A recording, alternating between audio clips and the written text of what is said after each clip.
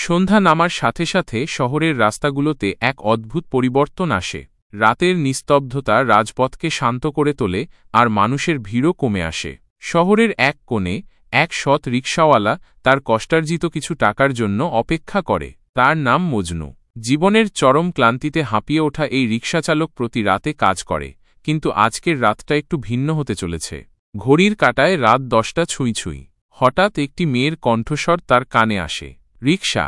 মজনু মাথা তুলে দেখে একটি ছিপছিপে মেয়ে এলোমেলোভাবে দাঁড়িয়ে আছে। দুধের মতো সাদা পোশাক পরা সেই মেয়েটি দেখতে পুতুলের মতো। তার মুখটা অন্ধকারে ঢাকা, তবে চোখ দুটি থেকে এক অদ্ভুত আলো বিচ্ছুরিত হচ্ছে। আপনি কোথায় যাবেন? মজনু জিজ্ঞেস করে। মেয়েটি কোনো উত্তর না দিয়ে সরাসরি রিকশায় উঠে বসে। তার অস্বাভাবিক আচরণে মজনুর মনে কিছুটা অস্বস্তি হয়। কিন্তু কোথায় যাবেন? সে আবার প্রশ্ন করে। শহরের শেষ প্রান্তে, মেয়েটি নিচু কণ্ঠে বলে। মজনু কিছুটা বিমর্ষ হয়ে পড়ে, কারণ শহরের শেষ প্রান্তে সাধারণত রাতের আঁধারে পুরনো, ভুল রাস্তাগুলো মিশে যায়, যেখানে কেউ আর যায় না। মজনু তার রিকশা চালাতে শুরু করে। রাস্তায় এক শূন্যতার অনুভূতি তাকে ঘিরে ধরে। উঁচু নিচু রাস্তা পার হয় আর বাড়ির আলো একে একে নিভতে থাকে। মেয়েটির নিস্তেজ মুখমণ্ডল তার নীরবতাকে আরও গভীর করে তোলে। কিছুক্ষণ পর মজনু মেয়েটিকে জিজ্ঞেস করে, আপনার নাম কি? মেয়েটি কিছুক্ষণ নীরব থাকে, তারপর এক অদ্ভুত ভঙ্গিতে বলে, আমি অবাকাবের। মজনুর মনে শঙ্কা ঘিরে ধরে। আবাকাব কি? সে পুনরায় জিজ্ঞেস করে। এটি সেই জায়গা যেখানে কেউ আর ফিরে আসতে পারে না। শুধুমাত্র যারা মৃত তারাই সেখানে যায়, মেয়েটি রহস্যময় কণ্ঠে বলে। মজনু একে অপরের দিকে তাকিয়ে ভাবতে থাকে, এখনই ফিরতে হবে। তবে হয়তো ফেরা সম্ভব হবে না। অন্ধকার যত গভীর হতে থাকে, ততই চিৎকার আর আর্তনাদের আওয়াজ কানে আসে। মেজাজ আরও ভারী হয়ে যায়, কিন্তু মজনু তার রিকশা চালিয়ে যেতে থাকে। চোখের সামনে একের পর এক হতাশার দৃশ্য ভেসে ওঠে।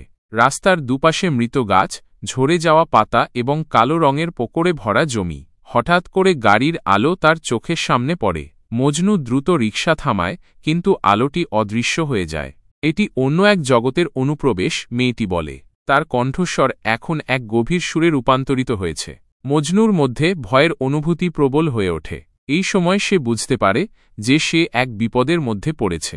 রাস্তার শেষ প্রান্তে এসে তারা থামে। সেখানে একটি পুরনো বাড়ি, যা গ্রীষ্মের ঝড়ে ক্ষতিগ্রস্ত হয়েছে। এটাই আমার গন্তব্য, মেয়েটি বলল। মজনু প্রচণ্ড ভয়ে বলে ওঠে, কিন্তু আপনি তো। তার বাক্য শেষ হওয়ার আগেই মেয়েটির রূপ বদলে যায়। তার মুখমণ্ডল বিকৃত হয়, চোখগুলো গোল হয়ে দুটি শূন্য গহ্বরের মতো দেখায়। মজনু পূর্ণাঙ্গ আতঙ্কিত হয়ে পড়ে। এখন তুমি আমাকে নিয়ে এসেছ। তোমার শেষ যাত্রা এখানেই শেষ হচ্ছে, সে বলে। মজনু রিকশা ছেড়ে দৌড়াতে শুরু করে, কিন্তু যেন সব পথ বন্ধ হয়ে গেছে। রাস্তাগুলো তাকে ঘিরে ফেলেছিল। সে একা, নিঃসঙ্গ হয়ে পড়ে। কিছুক্ষণ পর সে অন্য এক জগতের অংশ হয়ে যায়, যেখানে মৃতের সহচর তার সঙ্গী। রাতের অন্ধকারে তার শেষ যাত্রা সম্পন্ন হল। এভাবেই রিকশাচালকের শেষ যাত্রা প্রায় শেষ হল। দরজার বাইরে আলো নিভে গেল, আর সেই অভিযাত্রী মেয়েটি হাসিমুখে অদৃশ্য হয়ে গেল। শহরের চারপাশ ঘিরে শূন্যতার আওয়াজ একবার বলে উঠল, এখন এই শহরে আর কোনো রিকশাচালক নেই।